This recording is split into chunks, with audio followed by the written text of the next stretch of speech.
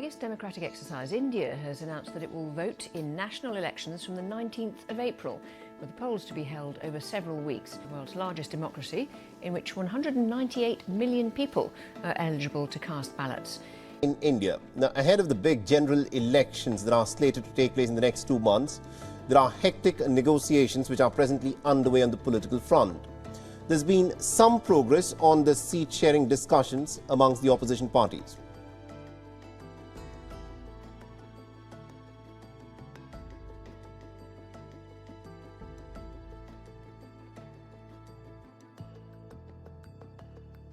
नमस्ते दोस्तों। साल 2024 इंडिया का इलेक्शन ईयर। इस साल के इलेक्शन में 49.7 करोड़ मेल वोटर्स हैं, 47.1 करोड़ फीमेल वोटर्स हैं, 48,000 ट्रांसजेंडर हैं और 1.8 करोड़ नए वोटर्स हैं। क्यों ना मैं आपको कुछ बेसिक चीज़ें इस इलेक्शन के बारे में बताऊं जो एक नॉर्मल वोटर को पता होनी चाहिए।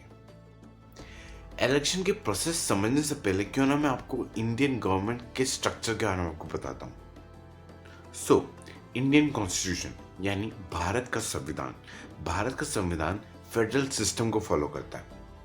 फेडरल सिस्टम के अकॉर्डिंग इंडिया में 2 गवर्नमेंट होता है। एक तरफ होता है सेंट्रल गवर्नमेंट, दूसरी तरफ होता है स्टेट गवर्नमेंट। पहले बात करते हैं हम सेंट्रल गवर्नमेंट की। इंडियन पार्लियामेंट यानी भारतीय संसद भवन। Parliament of India is the supreme legislative body of Republic of India. Parliament of India 2 houses से मिलकर बनता है।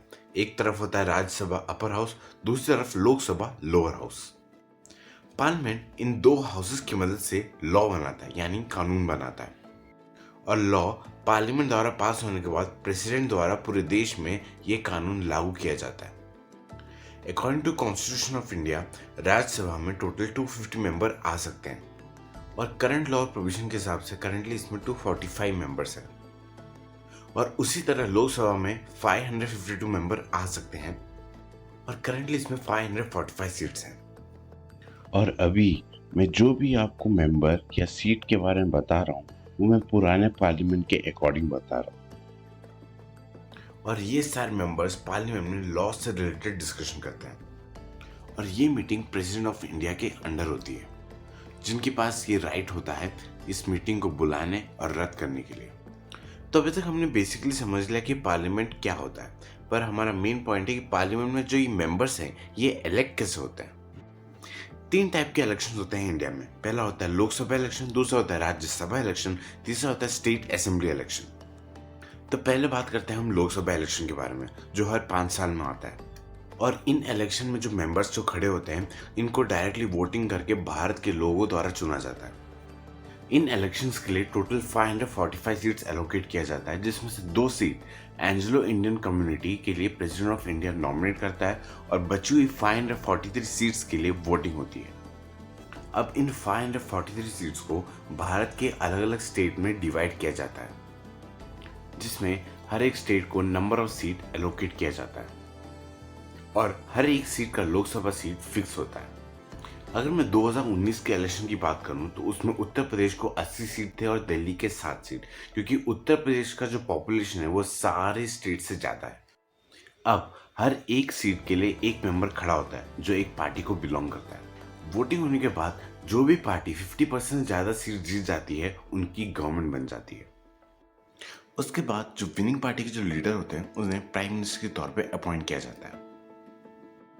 अब हम बात करते हैं राज्यसभा इलेक्शन के बारे में।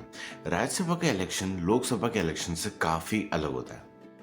राज्यसभा के मेंबर्स को इनडायरेक्टली पब्लिक इलेक्ट करती है।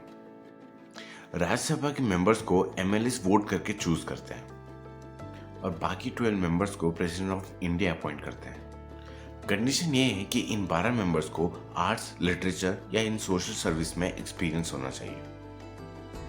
अगर मैं आपको एग्जांपल दूं, इस साल सुधा मूर्ति जी, जो एक तरह की फिलैंथ्रोपिस्ट और सोशल वर्कर हैं, वो राज्यसभा की मेंबर बनी है, जिन्हें हमारे राष्ट्रपति द्रौपदी मुर्मू ने नॉमिनेट किया है। हर एक स्टेट का राज्यसभा सीट फिक्स होता है। एक स्टेट कितने राज्यसभा मेंबर भेज सकती है वो उसके पॉपुलेशन में डिपेंड करता है। हर राज्यसभा का मेंबर 6 साल के कार्यकाल में रहता है, और इसमें 1/3 सीट्स के लिए इलेक्शन हर 2 साल में होता है। तो राज्यसभा के इलेक्शंस के लिए एमएलए जो कि विधानसभा के मेंबर्स होते हैं वो एसटीवी सिस्टम यानी सिंगल ट्रांसफरेबल वोट सिस्टम द्वारा राज्यसभा के मेंबर्स को चुनते हैं। अब तीसरा इलेक्शन जो हमारे इंडिया में होता है वो होता है स्टेट असेंबली इलेक्शन, जिसे बोलते हैं विधानसभा इलेक्शन। विधानसभा इलेक्शन में स्टेट में जो विधानसभा मेंबर्स यानी एमएलए को पब्लिक वोट करके इलेक्ट करती है। लोकसभा की तरफ विधानसभा की सीट हर एक स्टेट में फिक्स होती है। इन चुनाव में अलग अलग पार्टी के मेंबर्स एक पर्टिकुलर स्टेट के अलग अलग एरिया में एमएलए की सीट के लिए चुनाव लड़ते हैं। स्टेट असेंबली इलेक्शन भी हर लोकसभा चुनाव के इलेक्शन जैसे हर 5 साल में होता है। बस डिफरेंस ये है कि अलग अलग स्टेट के इलेक्शन अलग अलग टाइम पीरियड में होते हैं। इन इलेक्शन में भी जो भी पार्टी 50% ज्यादा मेजोरिटी में जीत जाती है वो अपनी सरकार बनाती है और चुने गए एमएलए अपने लीडर को चीफ मिनिस्टर ऑफ स्टेट घोषित करती है। अब इसमें आपको एक डाउट आता होगा कि जो भी पार्टी अगर 50% से ज्यादा उसका वोट मिलता ही नहीं तो उसमें क्या होगा। इसका आंसर मैं आपको एक एग्जांपल देके समझाता हूँ।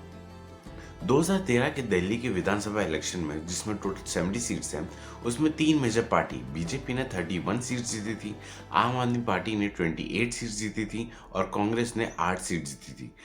पर मेजॉरिटी से जीतने के लिए 36 सीट्स की जरूरत थी। तो इस सिचुएशन में जो भी पार्टी जिसके पास ज्यादा सीट हो उन्हें मौका दिया जाता है दूसरे पार्टी के साथ गठबंधन करके अपनी सरकार बनाने का। पर जब बीजेपी को ये मौका दिया गया तो बीजेपी किसी भी पार्टी के साथ गठबंधन बना ही नहीं पाई, तो ये मौका आम आदमी पार्टी को दिया गया, जिससे उन्होंने कांग्रेस पार्टी के साथ मिलकर गठबंधन बनाया और अपनी सरकार बनाई। अब एक क्वेश्चन राइज होता है कि हम वोट किसे दें। अगर मैं अपने नजरिए से बताऊं तो एक पार्टी एक विजन रखता है अपने आने वाले 5 साल के लिए, तो वो उस पार्टी का क्या विजन है आपके देश की तरफ, आपके स्टेट की तरफ, आपके एरिया की तरफ, और क्या वो जो मेंबर जो खड़ा है क्या वो उसके कैपेबल है उस विजन को कंप्लीट करने के लिए। इन सब को नजरिए से देखते हुए आप एक सही कैंडिडेट को वोट दे सकते हैं। अगर आपको इलेक्शन के बारे में और किसी जानकारी पता हो तो प्लीज कमेंट डाउन बिलो। अगर आपको ये जानकारी पसंद आए तो please like share and subscribe my channel and thank you.